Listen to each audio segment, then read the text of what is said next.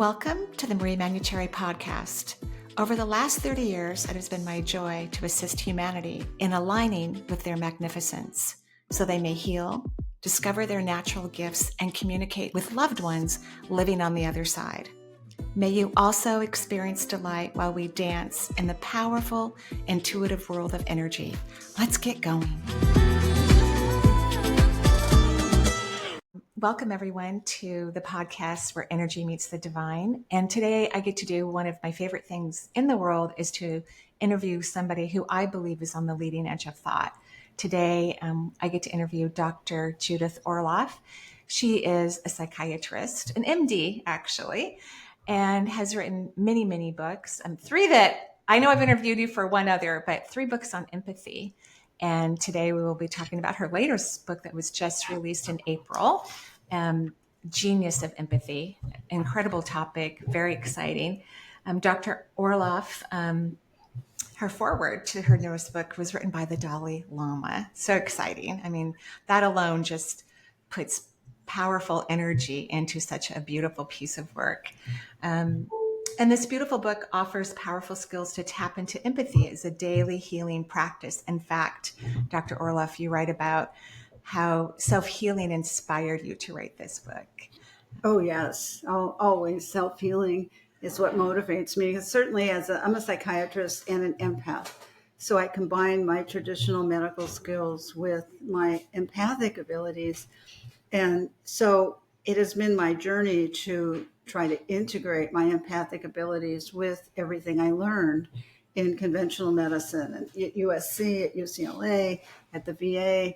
So I want to combine all of that. And I also supervise residents to bring empathy into their own patient care. And so I wanted to write this book because empathy is a missing part to healing. It's what purifies our energy. It's what opens our heart. It's a way to live rather than just something to do every now and then. And it's a way to heal yourself through self-empathy. There's a chapter on self-empathy. And so many people, I'm finding, have never really associated empathy with the self. It's always somebody else. But you start with yourself, and that in itself is purifying, and setting that intention for you to bring empathy and intuition, into your being, creates a state of wellness and health and healing that it would be hard to get otherwise. Very hard. And I think you've written before, empathy is like the gateway into people's intuition too. So it makes so much sense that if you can be loving to yourself and empathetic to your own needs, that it's going to inspire your intuition to open up significantly. It really does, because there's a whole chapter on self-empathy, which I feel so strongly about as a daily practice in my life. Just to be aware of when the negative voices come in and start beating you up, because that's true of most people. I think they have these negative voices, and nothing to be ashamed about, nothing to blame, it's just something to work with so you can divert their course and come back to your empathy and your heart. For instance, you can say, you did a really good job with that difficult person. They were impossible, but you were able to keep your center, as opposed to what's wrong with you. By now you should be able to learn to deal with these people, and you're not developing fast enough, or whatever that voice would say. And so it's about diverting the course of that voice, which is in the mind, and the other voice is from the heart. So there are 2 different places that you can come from, and empathy opens up the heart. I couldn't agree more. In fact, there's a beautiful part in your book called The 9 Strategies to Combat Overthinking, which really relates to what you're talking about right now. Oh, yes. You have to be aware of it, and you have to set your intention to want to shift out of overthinking, particularly in the middle of the night. It usually hits at 3 a.m., or you're trying to figure out something like a work problem or a relationship issue or a health issue. Which direction should you go? That thinking is good, but to divert that thinking isn't enough. It's not going to bring us, the true answers we need in any given situation. It's just not enough. It's something to consider, The analytic mind is something I really value, but overthinking happens. And the overthinking will turn off your intuition. It will make you second guess yourself.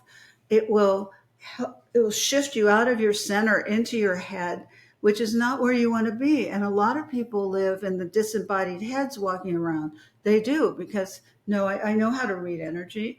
And just walking down the street, you can see where people are, and they're mainly there. They're not mainly, radiating from their heart and walking down the street and enjoying themselves. It's more like trying to figure something out or beating themselves up. That's, I'm a psychiatrist, so I've had the honor of listening to, thousands and thousands of people over the years. And that's what most people do. So it's okay if you're doing that. But the point of this book is to learn how to use empathy to kind of up level that, and to be aware of the overthinking and not beat yourself up about it, or beware of saying negative things to yourself. But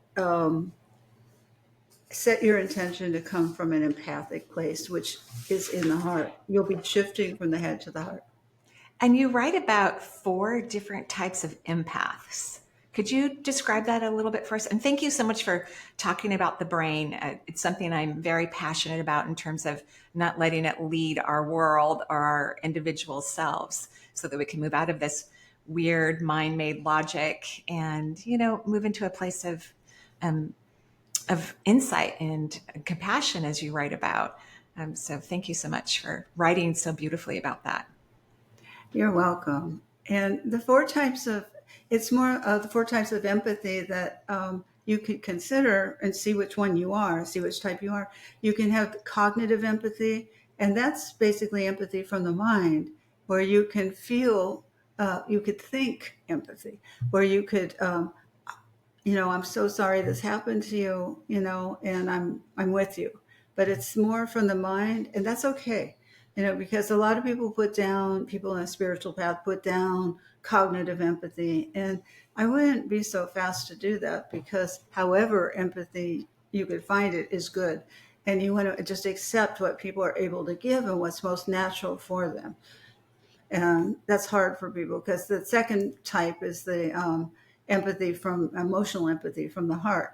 And so you feel what's going on, especially if you're an empath who doesn't have the same filters that other people have. And so you absorb what people are feeling emotionally as if it was your own.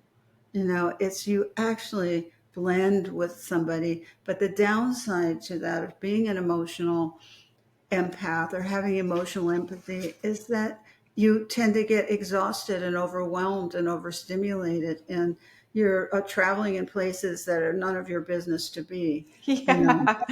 Yeah, like stay in your own lane, for goodness sakes. Absolutely. But empaths don't know how to do that. They're wanting to help. I know as an empath, I'd love to help everyone. If I could, I would, but I can't, because it doesn't work that way. So it's hard for empaths to realize that, but sometimes the best thing is just give somebody some loving space, and you can be there to help support, but you can't change what their destiny is to work through, And so with empathy, you're not empathic 200% of the time. I don't go out of the house and I'm not empathic with everybody I meet, because I'm not paying attention to everyone I meet. And which for me is healthy. If I'm going to the market, I'm going to the vegetables, I'm going to, where I want to be, and I want to get out quick. So I'm focused on my goal, but a lot of empaths, my patients come in, they say, oh, the person in the market was suffering so much. And, all of this, I said, no, that's fine. You could say namaste, but keep on walking. You focus on yourself. That's part of a training exercise for empathy. If you're an empath, is to go into a store and practice focusing on yourself rather than everybody's suffering, because empaths often feel a magnetism towards everybody's suffering. you And it's know. so strong. And then you walk out of the store without your food. Like you don't have the vegetables. You bought all the wrong food, and you're exhausted and worn out. That's funny. That's true. Uh-huh. Yeah, and so I send my patients as a practice into these stores and how to contain their energy, focus on themselves, let people be. It's great to go out in the world and practice empathy because I were to pick up everything in that store of everybody walking around, I would be a wreck, by the time I left shopping. And plus, it wouldn't do me any good. So I just want to I emphasize this in the book, that if you want to have compassion or empathy for somebody, it doesn't mean absorbing what they're going through. It does, that isn't what it means. And you could burn yourself out. I've known so many healthcare practitioners who have burnt themselves out from having over amount of empathy, because you have to learn how to set boundaries with your empathy and let people be a lot of the time. And that's the hardest thing for empath. But you said the most perfect, beautiful thing earlier when we don't know why someone reincarnated to the physical realm. We don't know what their soul wants to learn. And if we're acting overly empathetic and trying to, soothe down their wounds, we may not be helping them in their soul's desire to learn something that's uniquely important to them. That's right. And to allow somebody the dignity of their own path. Delicious. That was just delicious. Yeah. It's honoring the soul, even when people decide to leave Earth, even if they leave in ways that humans are uncomfortable with, at some point we have to honor their decision and their soul's growth and that they're ready for a different experience. That's right. And I say this with a lot of love. It's really none of your business to get involved with all these things that people go through. No, it's not most of the time. Sometimes it is. Sometimes it's your business. When a friend comes to you and says, I just broke up with my beloved and I'm in a wretched state, I'm falling apart, I'm going to kill myself or whatever, your encounter, you want to be there for your friend. You want to go. You don't want to absorb it, however. That's the big difference in being an empath and having healthy empathy. You don't want to absorb what people go through. It's all that's going to leave you are two miserable people rather than one. Yeah. And that's so sad because then we can't help anyone if we're miserable because other people are miserable. Exactly. And there's a chapter on empathic listening that I talk about in the book. And it's how to listen without taking on other people's emotions and how to give off a supportive heart energy so it gives people a boost, but it lets them do the work. So there's a skill set to learning empathic listening. And just as a warning, everybody, stick to one subject if you're doing this. Don't go on to the everything in the kitchen sink. That's what people do once they get started. They feel so supported, being listened to, but have an agreement with the other person. It's often good to have a request. Is now a good time? No, but can we meet later, to put in a request? And then stick what topic you're bringing, what topic would you like to share? And let's just stick to one topic. So you have that agreement. And then during the empathic listening, you could bring the person back if they start going on to 10 other things. So, what are some practical empathy techniques to heal your life and relationships? I know that's a really big question, but so a couple or one would be great. Yes, if you're having an argument with your spouse and you're about to say something that you will regret, and you know that, to be able to stop, pause inside yourself, have empathy, saying, I'm on the edge of a cliff, I don't want to jump over here. And take a pause, take the sacred pause, tell your spouse, even though you're dying to lash out or whatever you want to do, which isn't going to help anything. Just say, I've got to take a little break now. Can I come back in 5 minutes or 10 minutes when I get more centered? And that's empathy for yourself and it's empathy for them. So it's stopping a collision course of something bad and making it into, I'm going to approach this person I love from a more empowered place. I'm not just going to blurt things out. So that's self-empathy and empathy for the other person. Wow. Is that part of the techniques you have in the book for soothing the nervous system for the empath? It is. It is because empaths, and I can speak for myself, I do not do well around anger. If somebody is yelling, it's too loud for me, for one thing. It's not, I can't process it. I just shut off. And so I have a rule, around me to not have any dumping of rage around me because I can't handle it. That's just the rule in the house, in our house. And I mean, not that it comes up that much, but or with my friends, as they, occasionally do things that, like one was on a phone call and she was getting mad at this person, and I was sitting waiting to go out to dinner, so I was hearing all of her rage at the person. And I said to her afterwards, I can't take it. If you're gonna rage at somebody, please tell me and I'll just leave, and then we could meet somewhere. So that's the way I address it, with that kind of matter-of-fact tone. I don't make it into a big issue, but I do say something. And she learned. She never did it again. So I appreciate that. And that's you setting healthy boundaries, Yeah. with someone you love and loving yourself so deeply and powerfully.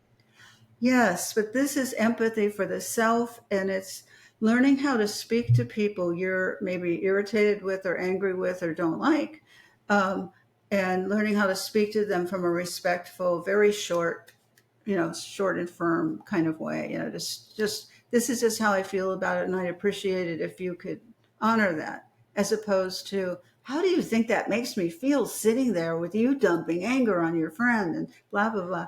And that's how I felt. I'm not going to bypass that, but that's not how I communicate it, because that wouldn't work. And I'm really interested in results. Really, I don't want to revisit this again. So well put, and I love the word genius in your title, because well, why don't you explain, the choices that you came up with, or the reasons why you came up with such a beautiful word in combination with another beautiful word, empathy. What was your Yeah, thank inspiration? you. Thank you for noticing that. It's a divinely inspired word. And it came through when I had a title for this book. As I was writing the book, the title was Radical Empathy. And I always thought it was going to be Radical Empathy. And then my publishers at the end, said, there are a lot of books out there, radical this, radical that. Let's consider another title. Right at the last moment, I've written the book. The energy of the book is already there. And so I said, okay, because the way I get ideas is I just open up and I hope and pray something comes to me, in terms of the other realm. Is I get these voices, they're whispering and they send information. And so nothing was coming. And I was going to press the button, just tell them it's got to be this title. And then suddenly the little whisper came, the genius of empathy. I go, the genius of empathy. I go, that's a possibility, and I sat with it, and then I ran it by them. What do you think about this? Oh, we love, and so we all had this love for these two words that don't usually go together. Right. That's I how. love it. And I love Sounds True. They're my publisher as well. They're very Ah, kind and give people the space they need to allow that intuitive process to come through. But yes, I love your connection to the divine. It's a beautiful, beautiful topic. So, how can someone show empathy and still keep healthy boundaries? I know we've already talked about that to some degree, but perhaps you could give another example, because that is what the empath is always looking for, because the empath is always over compromising. or people pleasing, Yes. um, or being a martyr. There's a chapter in the book on codependent giving versus healthy giving. And as an intuitive, as an empath, you need to know that. Otherwise, energies will overwhelm you. There's a lot of energies in the world. And so you need to set boundaries with the energies, whether they're dark energies, light energies, whatever they are. You need to learn how to contain your own energy, stay centered, and allow the world to be, and not overgive. So part of what you can do is practice setting boundaries with easy people. You don't go to your mother first. Everybody wants to go to their mothers. It's just unbelievable. It's the mother is the hardest one usually, or the father. But the mother is the one they always want to go to. "Well, I'm going to practice with my narcissistic mother." And I go, no, don't do that. Because you want to gain some success in the beginning. You want to feel, all right, I set this limit. And how do you set a limit? Just simple no is a complete sentence. Just to say, no, I'm sorry, I can't go out tonight because I'm tired. I'm so sorry. I know you're disappointed. And I don't usually do this, but I need to take care of myself tonight. And so, I think that's brilliant. Go to the people you feel comfortable with, that you already have a great dialogue with, and practice, because they're going to be supportive and give you good accolades. Like, of course, yes, of course. Before you head to the people that you really need to set boundaries with. That's brilliant. And now, in relationship to that question, because you noted in your book that there are people who don't have empathetic abilities. Do you consider that an old soul talent or an old soul descriptor, empathy? I look at empathy as the defining characteristic of being human.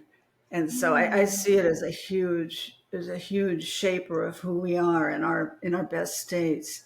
But there's a chapter in the book on narcissists, sociopaths, and psychopaths who have what I call empathy deficient disorder. And so these people don't have empathy. And it's very hard for empaths to wrap their minds around this, and that somebody could not have empathy, and that what they're into is power, not love.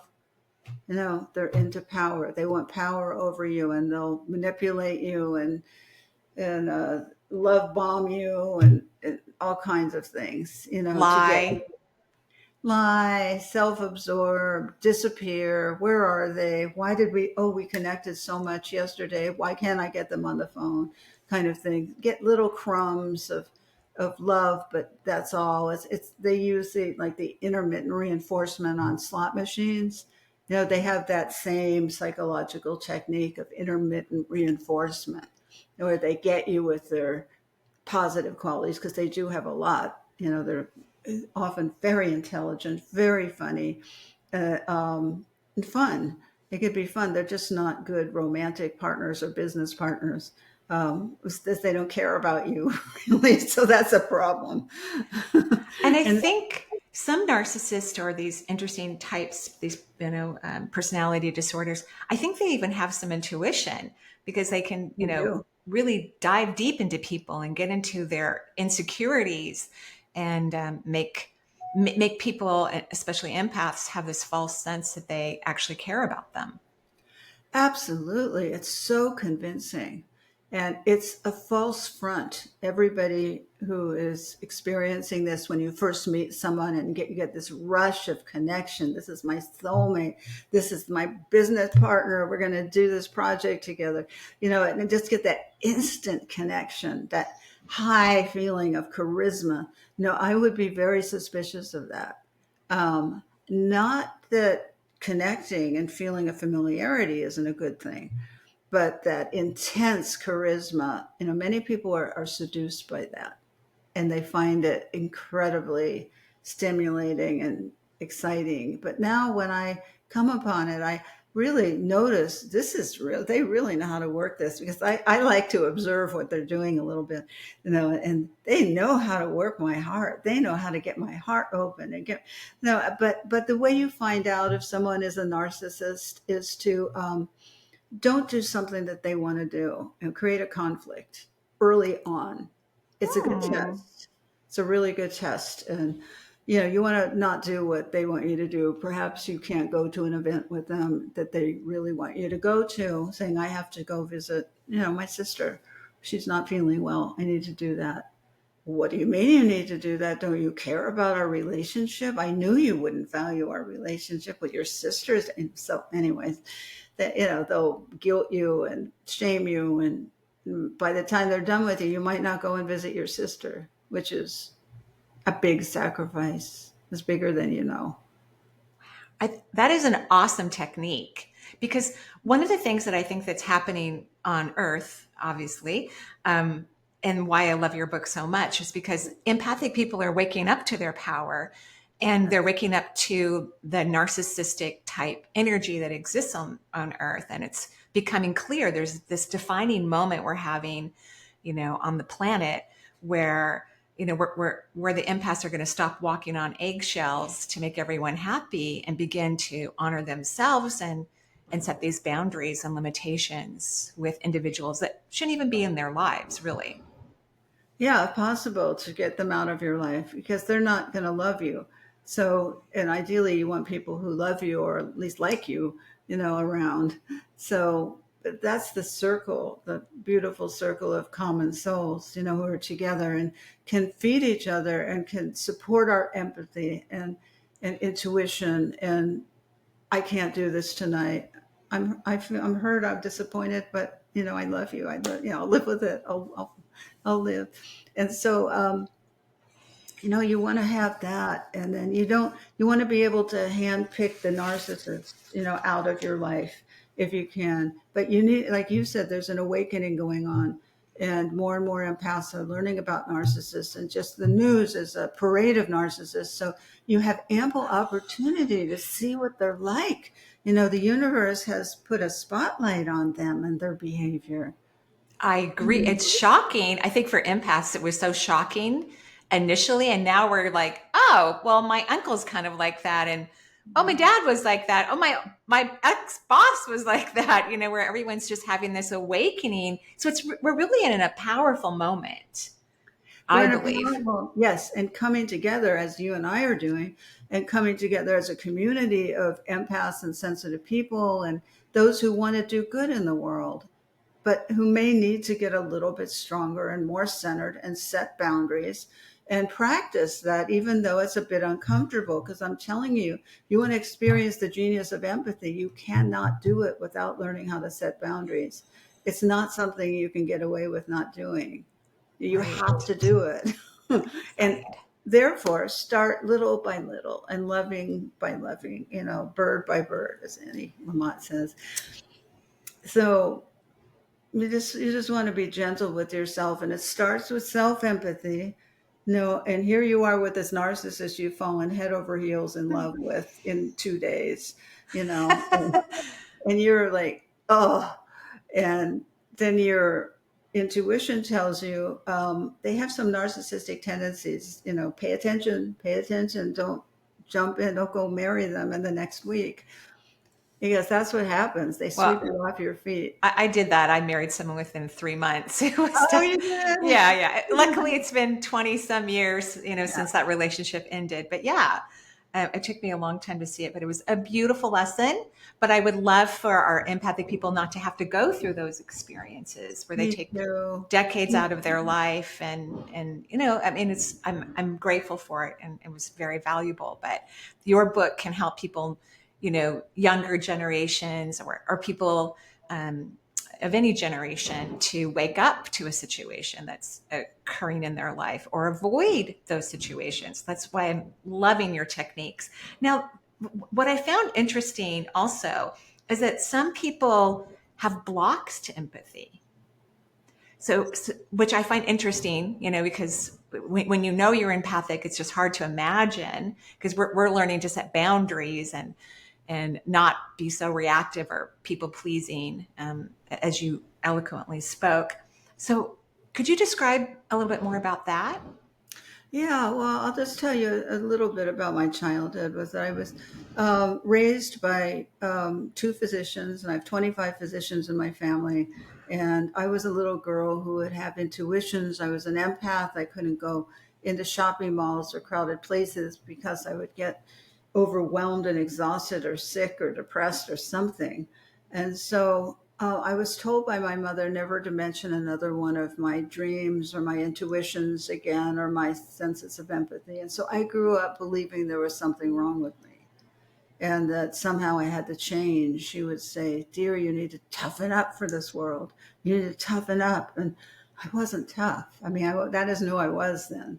I didn't know about boundaries. I didn't know about anything. And I didn't have any friends. I didn't have any support. So I got heavily involved with drugs in the 60s and wanted to squash my abilities and run from my empathy and just be like everybody else. I just wanted to go to parties. I just wanted to have fun with my friends and not feel all these things.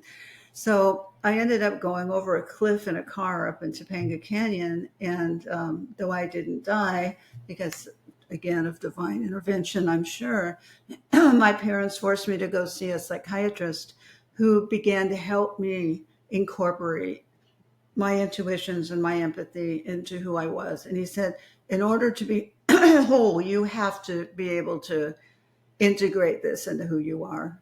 And that's part of what we're going to do. And then he sent me to Dr. Thelma Moss at UCLA, who was a parapsychologist who invited me to come work in her lab. And so I began to get, more support for my abilities. But that was age 16, that was age 16, 17. And that all started early on.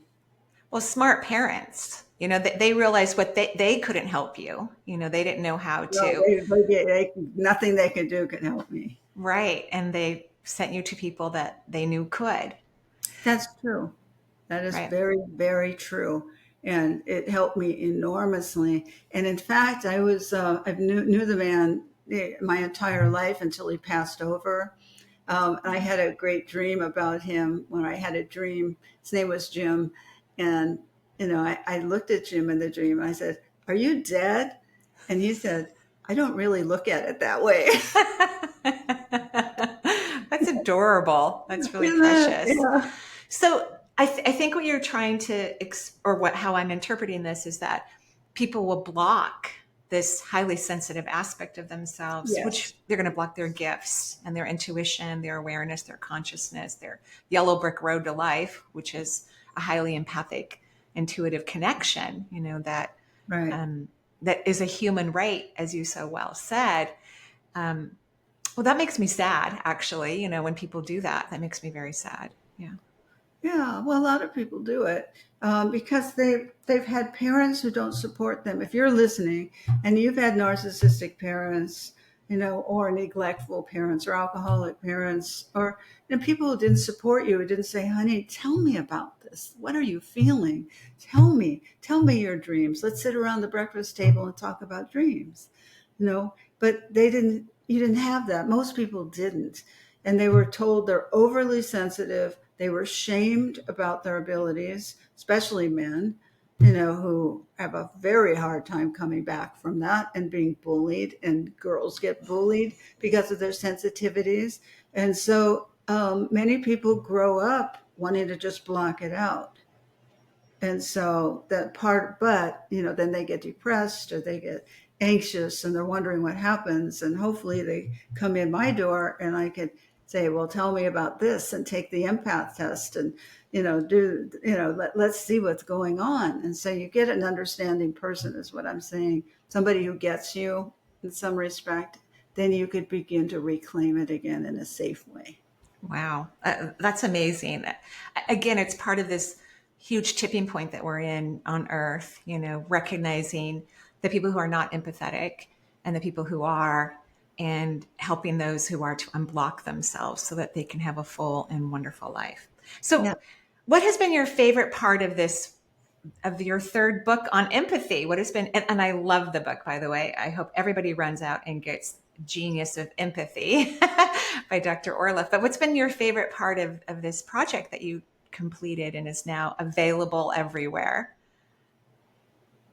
I think writing it and having those years, it takes me a while to write a book, having those years devoted to deepening empathy, my understanding of empathy on many levels.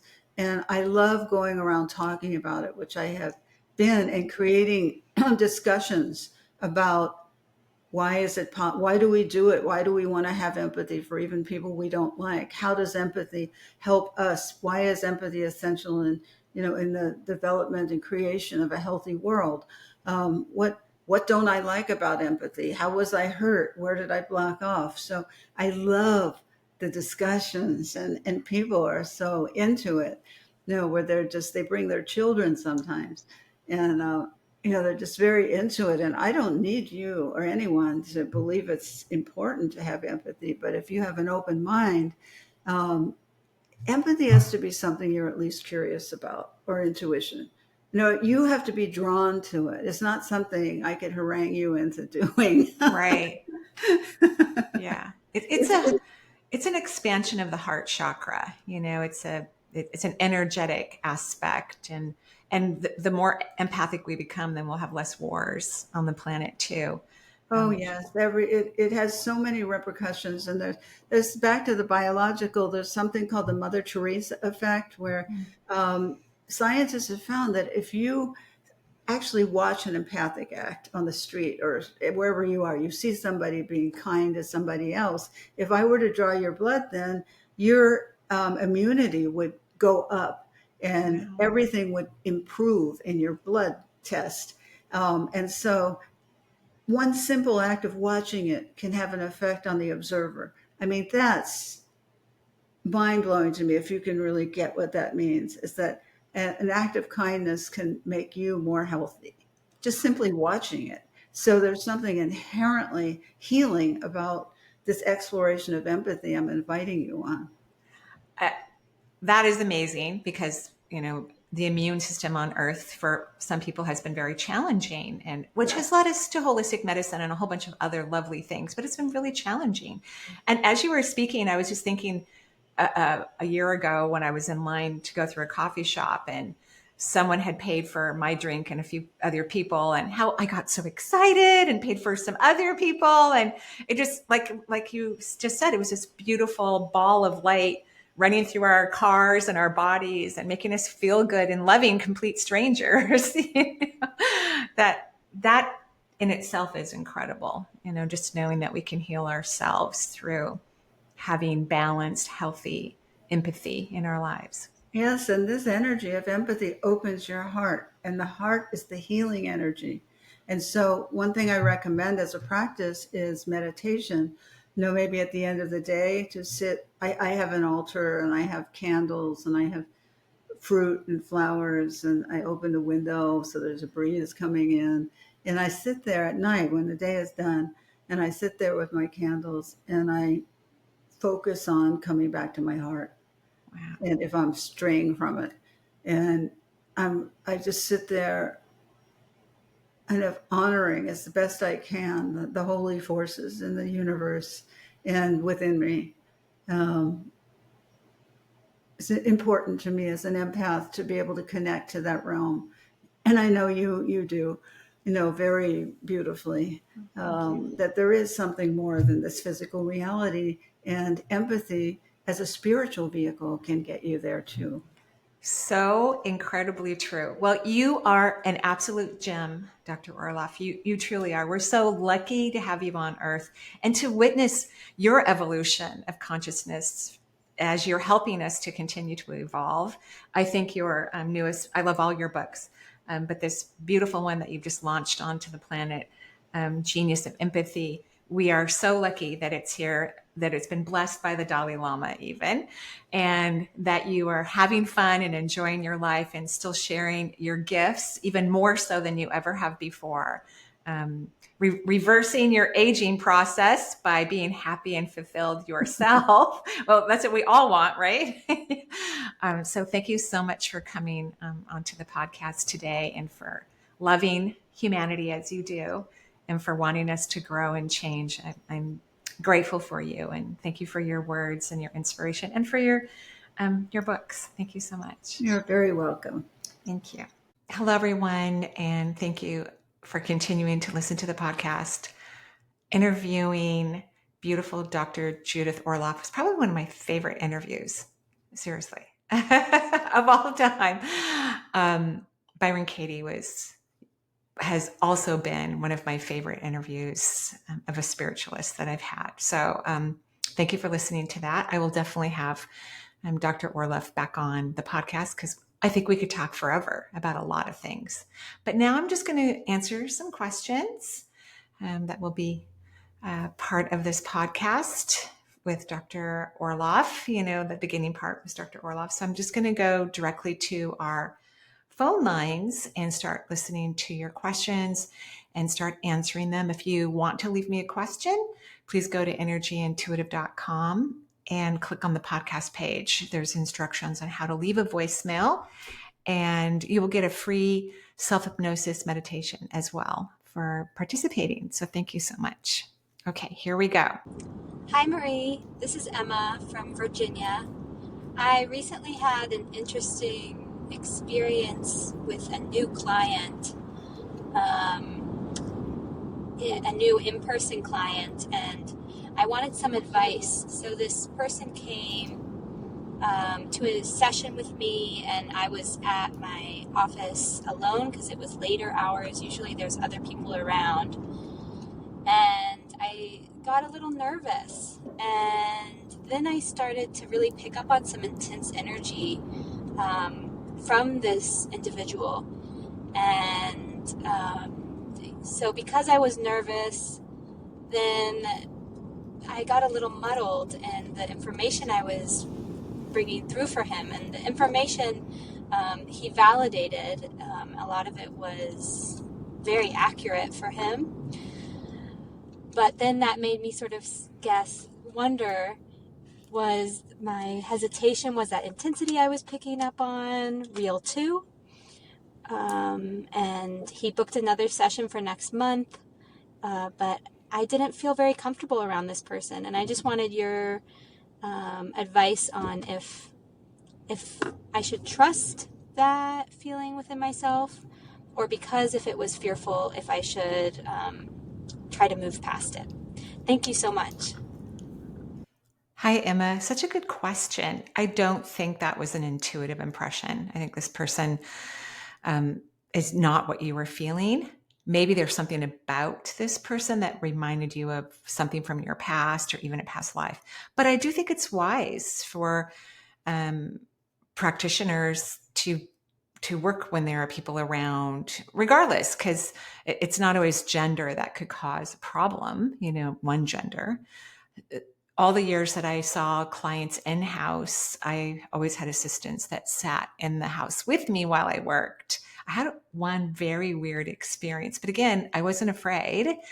It was a gentleman, and he was in the house. He was laying on the table. My assistant was in the other room, of course, and I was holding his head. And I could actually see violence against women while I was holding his head. But I wasn't frightened at all. I actually told him of the visions I was seeing, and he said he had those visions, but he said he's not a violent person. He wasn't sure why he was having those visions. So we actually talked about it. I'm not saying that you have to talk about whatever you were feeling insecure about or uncomfortable, but I don't think that was an intuitive hit. And at the same time, I think we need to make sure that we are safe. I think that's critical. So maybe when you see male clients, when you're scheduling them, you schedule them when there's a lot of people around, just so that you can relax and not worry or have some thought in the back of your mind. That could be a solution for you. Okay, I hope that's helpful. All right. Hi, Marie. So good to hear your voice again. So I'm a recent widow, and of course, it's a major life change for me and my family. And I have a couple questions through the grief. I think I've now injured myself. I'm not quite sure what the problem is, if it's not that bad or if it just needs a little more PT, but something's going on with my arm. And I'm hoping you can give me some insight to that. I don't want it to be a serious shoulder injury or something like that, but it is hard to discern what's happening there. So if you have insight in that, I'd really appreciate it, and hopefully it's great news. And then the other thing is, what am I going to do moving forward in this next year and a half? Is there something I should be focusing on as far as career or family, moving? I'm thankful for where I'm at. It could be a lot worse for me, I think, but I'm grateful I just need to have a little direction on what I should actually focus on, because it's easy to fall in the pit of grief. And I'm really working on my meditations as well, and having some more success with that. So any enlightenment would be helpful. Appreciate you so much. Thank you. Bye. Thank you so much, Kristen. I'm sorry about your spouse passing. I'm sure that's no fun at all. I'm very sorry about that. I think you have a little bit of frozen shoulder. So I don't think you actually injured. Frozen shoulder happens to a lot of women, by the way, premenopausal or in some stage of menopause. So I'm not sure why, or I should say doctors aren't sure why, but it's really about burdens, having too many burdens, and you've gone through a lot recently. So I would continue with PT, and I would have a checkup and have that shoulder checked just to make sure. And if you don't take things like herbs to stabilize your hormones, I would start taking herbs because that can help the frozen shoulder, if indeed I'm correct in my perception about it. And it does take a little while. It also takes a little while to get rid of burdens, right? So it kind of goes hand in hand. This whole thing about your future, you're still kind of on a sabbatical. You still need to rest and learn how to get happier. You have to do some discovery. It's like you know what to do to discover your life path, but you're not actively doing it. It's crucial. The meditation, as you said, finding your joy, exploring things that come up while your vibration's elevated. So that's what you have to do, is you're going to have to spend some time figuring that out. That's what I think anyway. Okay. Hello, Marie. My name is Crystal. I am from Stanwood, Washington. Oh. I am here for guidance to my highest good, to really feel what's calling me, to have affirmation of that in which is calling me. I hear whispers of being a naturopath. Great. Because helping people really is my joy. And my personal life, what would really bring my personal life to a more joyous level. I thank you for your time, and I'm so very glad to be connected to you. Thank you. Thanks, Crystal. I think naturopaths are amazing. And you live in Washington. You know, we have an amazing naturopathic school here. And there's a great one in Portland too, Portland, Oregon. So I think being a naturopath is a great idea. Again, everything is about following joy. And I don't think enough people spend time in joy to identify it as well as they possibly could. And of course, it's great that you love to help people, because it sounds like you're going to have a career of service. But I want you to choose your career based on what brings you personal joy. If you love looking under the microscope and, you know, beautiful aspects of math, because naturopathic physicians go to medical school, and then they're licensed, practitioners in, I think, a little over half of the U.S. license their naturopathic physicians. So I want you to choose your career out of your own personal joy. I chose nursing because it made me happy. I loved almost every moment of nursing school. I thought it was really, really fun. I completely enjoyed it. I loved working in a hospital as a nurse.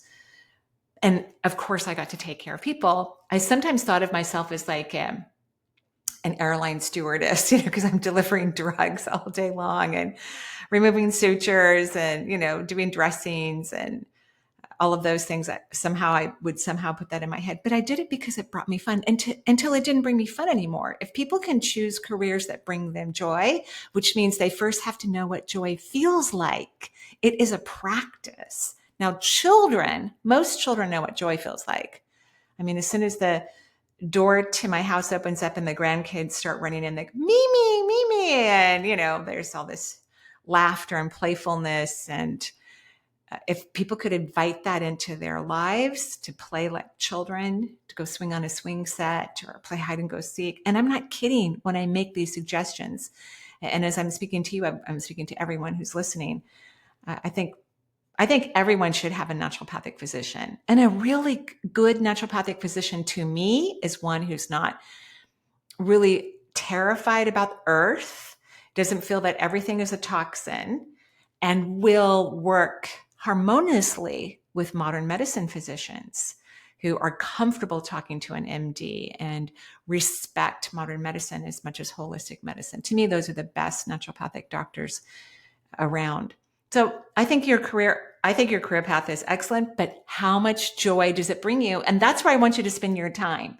I want you and everyone else who's listening to spend your time finding what joy feels like for you, visiting that frequency and vibration often, and then comparing aspects of your life to the vibration of joy so that you can choose. That would be true for your personal life. Like, you need to know what joy feels like so that when things come in connection to your personal life, that you choose them because it's joyful. And I mean, really joyful. Safe, happy things are joyful, not stressful, unhealthy things. They are not joyful. So I hope that's helpful, and good luck with school.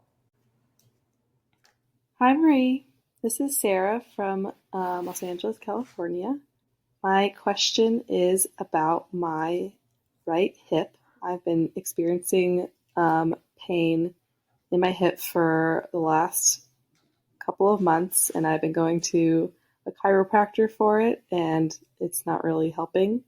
I've also been doing yoga and red light therapy to try to help it, but nothing seems to really be making a difference. And so I'm sure it's energy related, and I'm thinking it has something to do with a resistance to moving forward or something in that realm.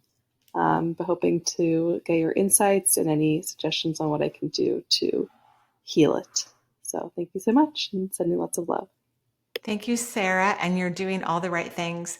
And because nothing's worked, like your chiropractor hasn't worked, I would, if it continues, go get an ultrasound or, a CT scan, just to make sure there's nothing weird going on in that area.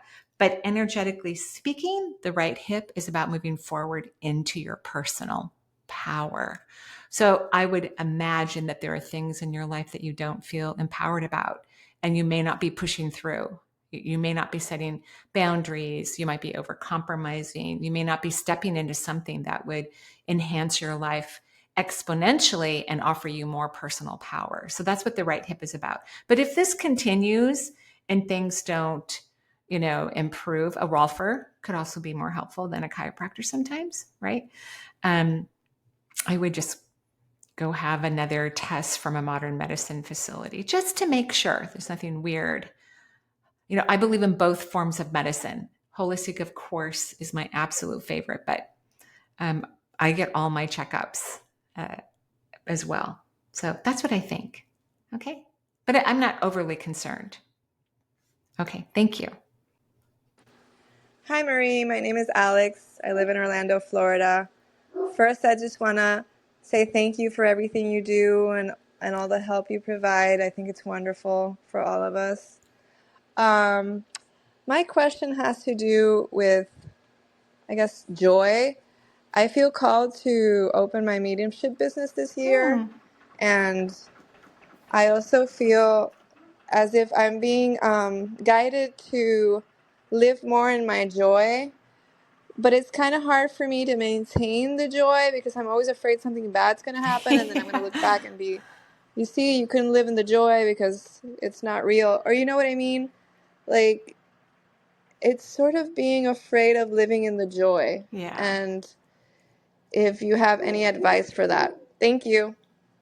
Hi, Alex. Great question, since obviously I talk about joy and happiness every podcast, right? What you just explained about why you can't do it just sounds like your mind giving you excuses. And I don't think people should listen to their brain. There's going to be weird stuff that happens in everyone's life. People die, people get sick. And I'm not making any predictions about your family, but it's just part of life. Stuff happens. But if we don't know what the feeling of high frequency vibrational joy feels like, then we're not going to be able to go back to it. Even when people are grieving over a loss, they have to take a break and go have some joy. Even if people are working really hard in their lives, like sometimes I have a ton of deadlines and I have a lot of work to do, and I might even be a little tired.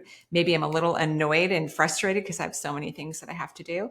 But then I take a break. And because I know what joy feels like, I can go back to that frequency. And because I know what personally brings me that type of type of feeling, I can go to it very quickly, and then I can go back to work at a higher vibration and be more efficient and effective, and begin to have gratitude for what I have in my life, even those super, super busy weeks or months that sometimes creep upon. So that was your mind trying to confuse you. That's the ego bringing logic to the table. Joy is not a logical thing. It's not logical.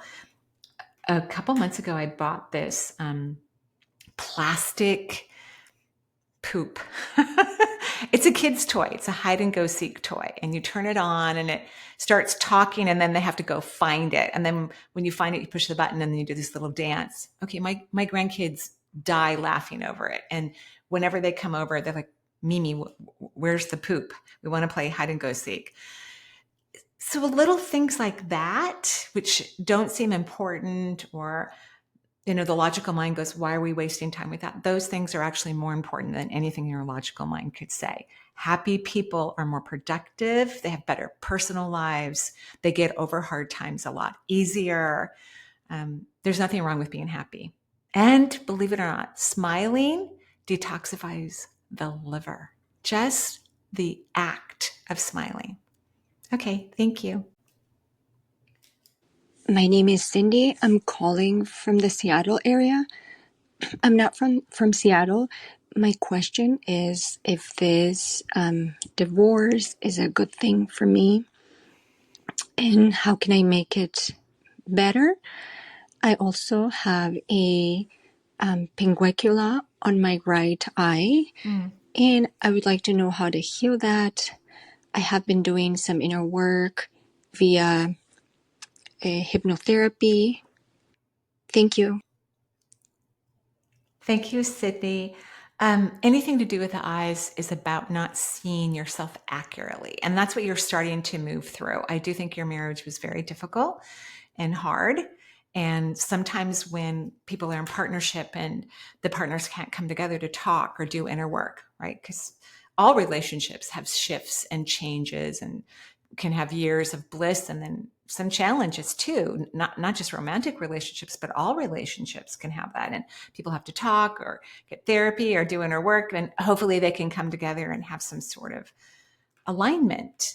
I don't see that alignment. I mean, almost, but I think your spouse doesn't want to take responsibility for their actions. And that's okay. They may not have the consciousness to do that. And so that means they can't change right now. Not that they couldn't change in the future, but unless we recognize that we're part of a problem. Sometimes when people, I'm talking a little bit about you, Cindy, are too nice in a relationship, they become people pleasers, and then they don't actually ask for what they need or they want. And then the people that are in partnership with them think that they don't have to be aware of their partner's needs. I kind of feel like that was part of the situation. So everyone plays a role in every relationship. Okay. So fall in love with you. Think that you're amazing because you are. And then your eye will get better. Okay. Thank you.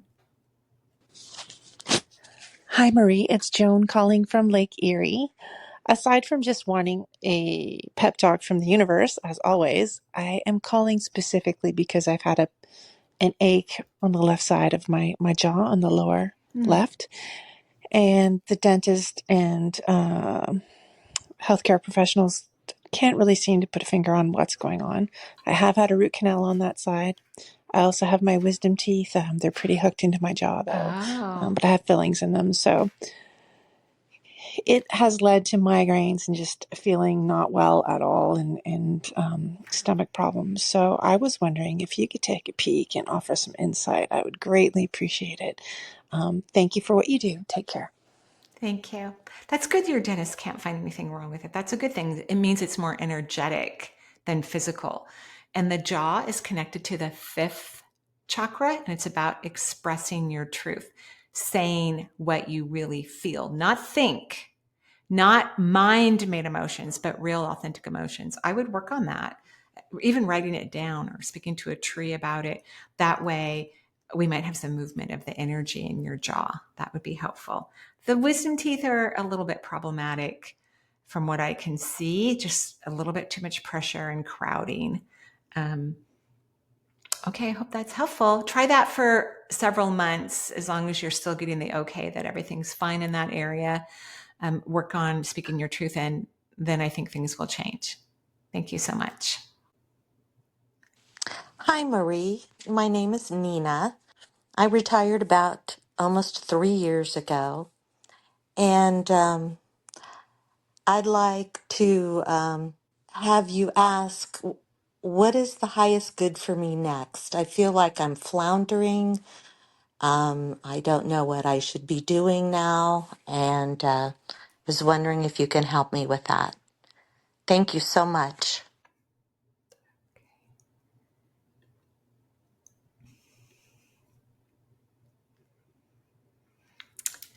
So, Nina, I'm just going to sound like a broken record. You will need to figure out what makes you personally happy.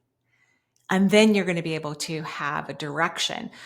So when people don't know what happiness is, or they don't spend time in that frequency or vibration, and joy is even vibrating above happiness, they will not find an easy or incredible direction in their life. They're not going to. It's just practically impossible, because all the things that we want in life vibrate at a much higher frequency. All the things we don't want in our life vibrate at a low frequency. And then all the things that they're okay, but they're not very fulfilling, vibrate kind of in the middle. So you're going to have to raise your vibration and start paying attention then to what is brought to your attention.